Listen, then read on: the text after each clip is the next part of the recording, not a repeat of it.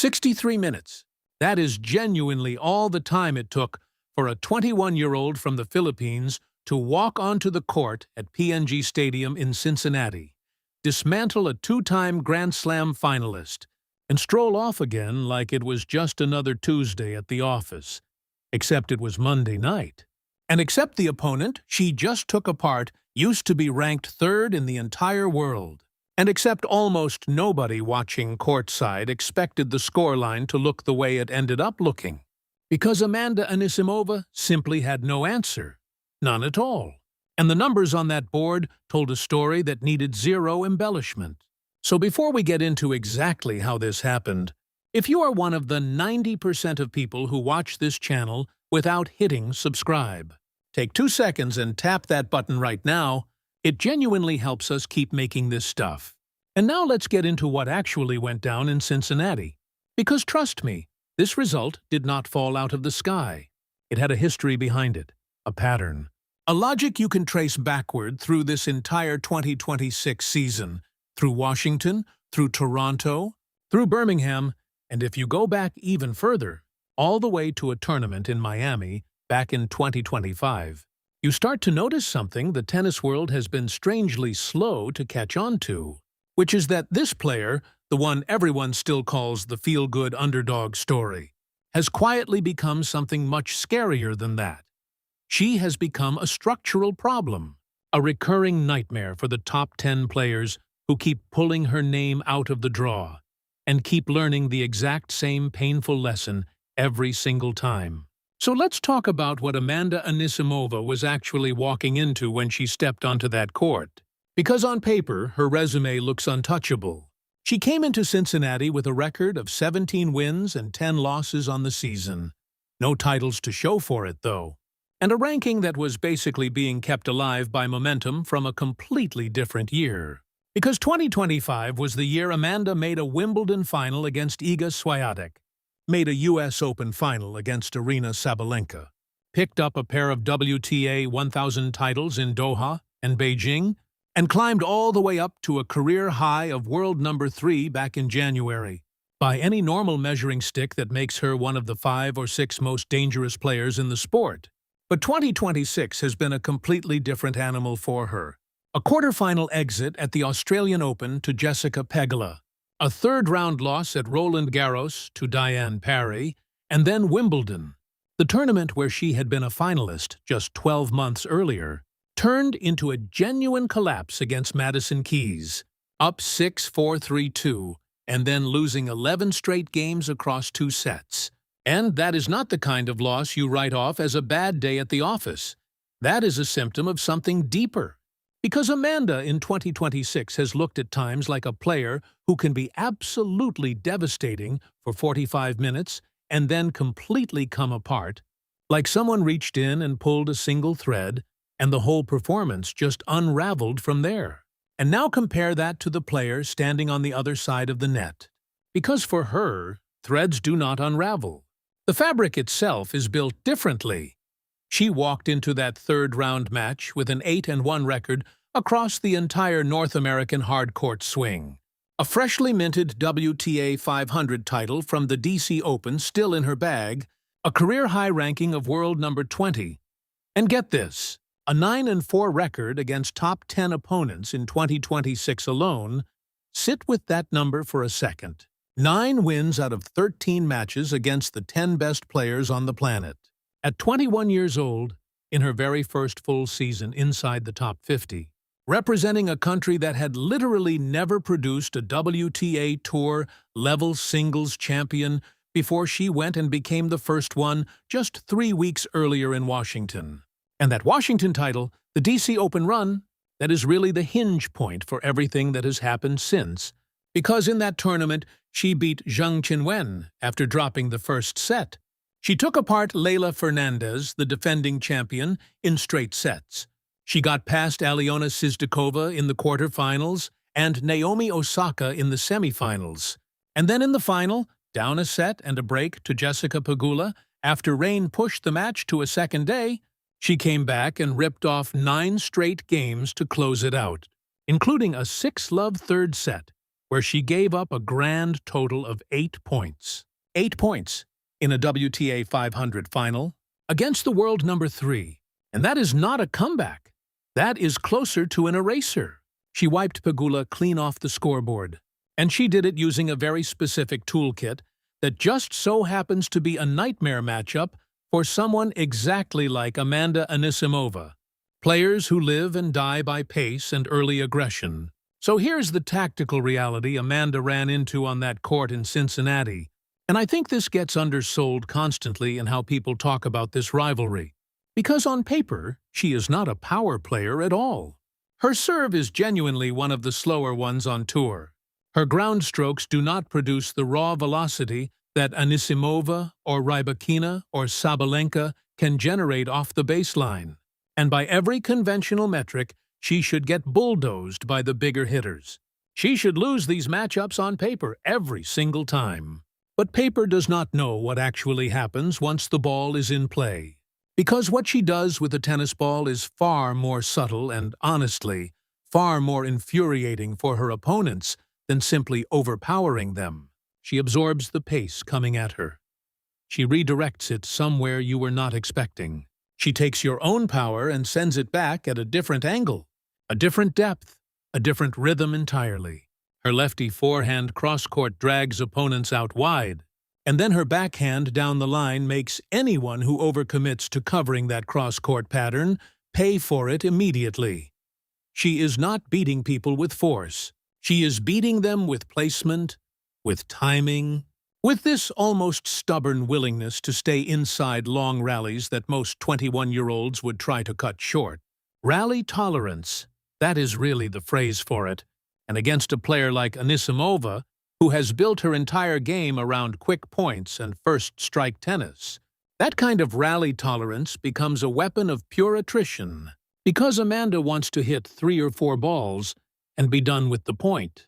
She wants her down the line backhand to be a clean winner. She wants her inside-out forehand to open up angles nobody can track down in time. And against passive opponents who sit deep behind the baseline and just feed her comfortable balls, that formula works beautifully. She can end a match in under an hour against players like that. But this opponent does not sit back. She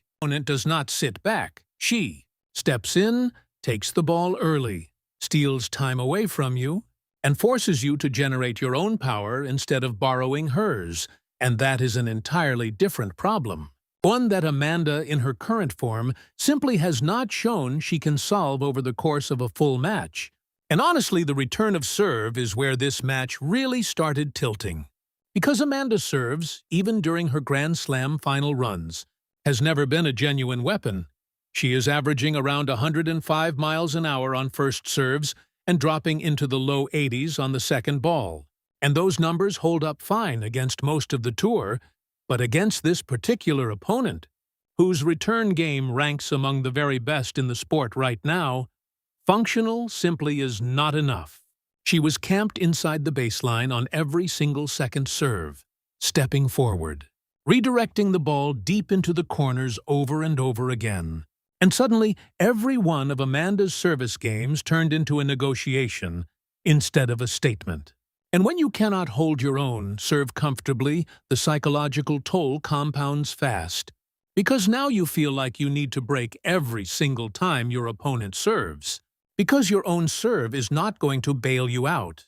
And trying to manufacture breaks, while your own service games are slowly grinding you down, mentally, creates exactly the kind of spiral that very few players ever manage to climb back out of. And then there is the crowd, which by this point in the season has become its own storyline. And it is worth talking about seriously, because this is not just atmosphere for atmosphere's sake. It carries real tactical weight.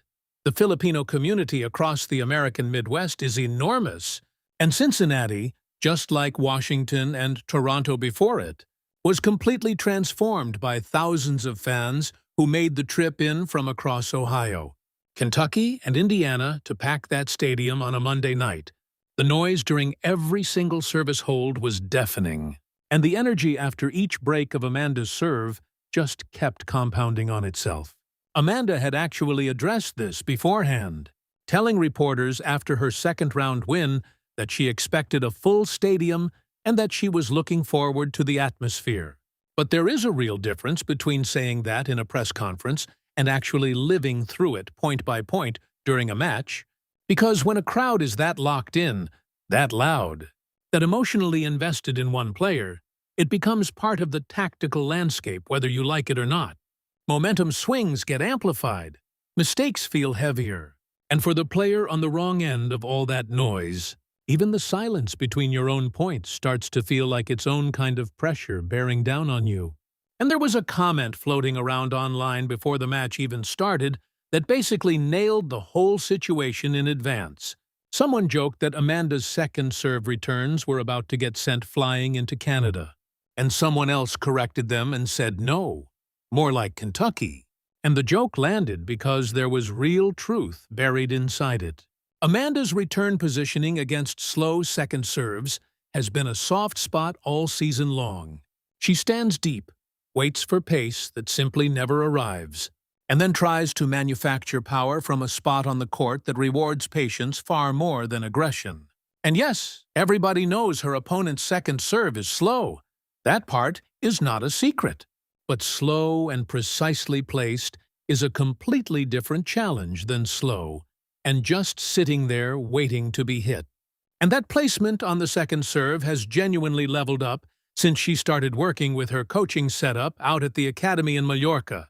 And there was this one moment early in the match that basically summed up the entire contest in 8 seconds flat.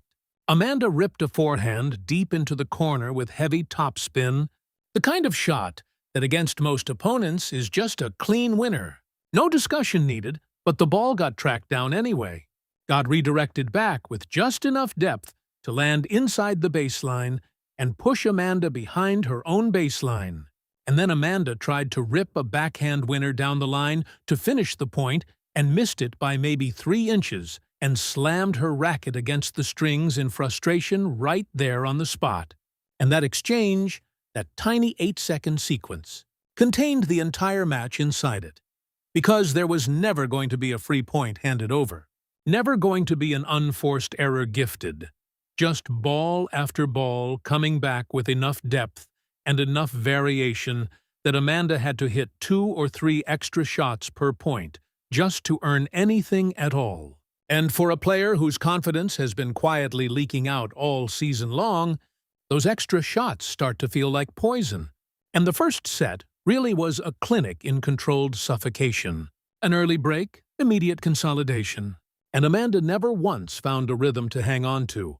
Her unforced error count kept climbing steadily because the court positioning on the other side of the net turned every single shot into a marginal decision. Go cross-court, and she is already standing there waiting. Go down the line, and the margin shrinks to almost nothing. Try a drop shot, and the anticipation closes the gap before the ball even bounces twice. There was nowhere comfortable left to aim. No pattern that produced reliable results. No adjustment on the fly that actually solved the underlying problem. And the underlying problem was simple. She was just better in the exact dimensions this particular match demanded. The second set did carry a slight shift in momentum. Amanda found some rhythm on her forehand midway through and finally held serve after a long stretch of struggling. But the cost of grinding through those extended rallies just to hold was visible in her legs and in her decision-making from that point forward. She started going for bigger shots earlier in points, trying to end things before the rally had the chance to develop into a war of attrition. And that is exactly the trap this style of tennis sets for you. It invites you to reach for too much too soon, and when you reach for too much, you miss. And when you miss against this opponent, you lose the game. And when you lose the game, you fall further behind.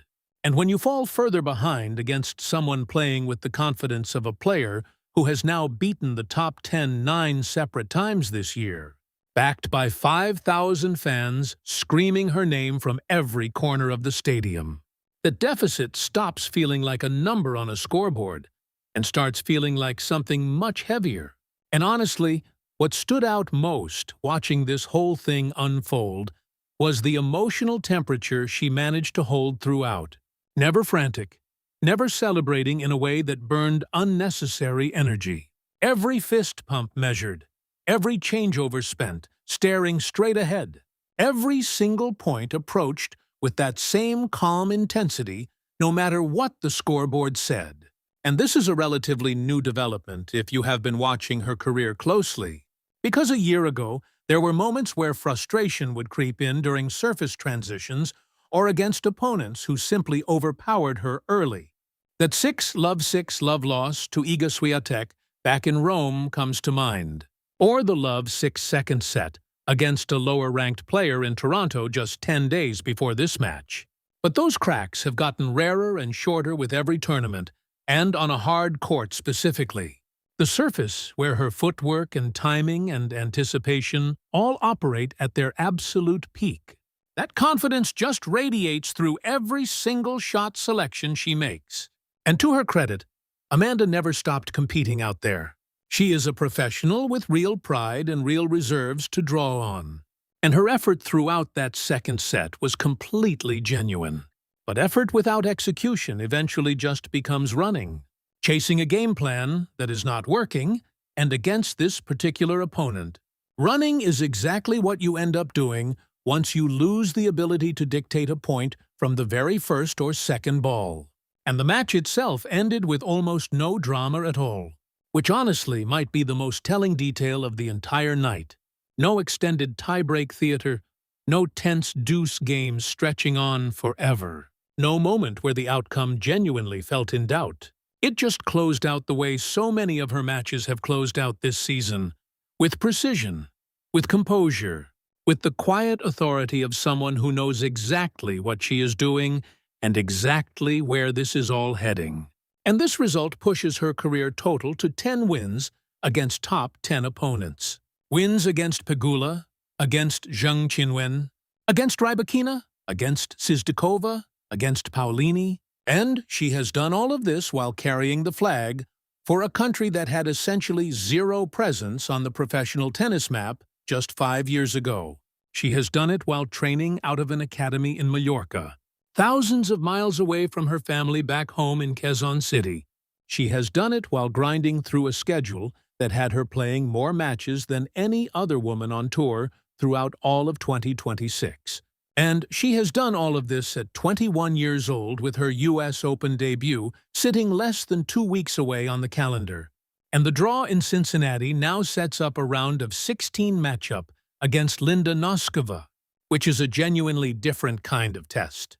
Because Noskova has actually beaten her twice already this season, 6-2-6 love at Indian Wells and 6-2-6-4 in Berlin, making that matchup the most specific unsolved puzzle still sitting in front of her this year. And that next round is going to tell us something completely different about where she really stands in this sport. But none of that was the story tonight. Tonight, the story was simple. A 21-year-old from the Philippines. A 21-year-old from the Philippines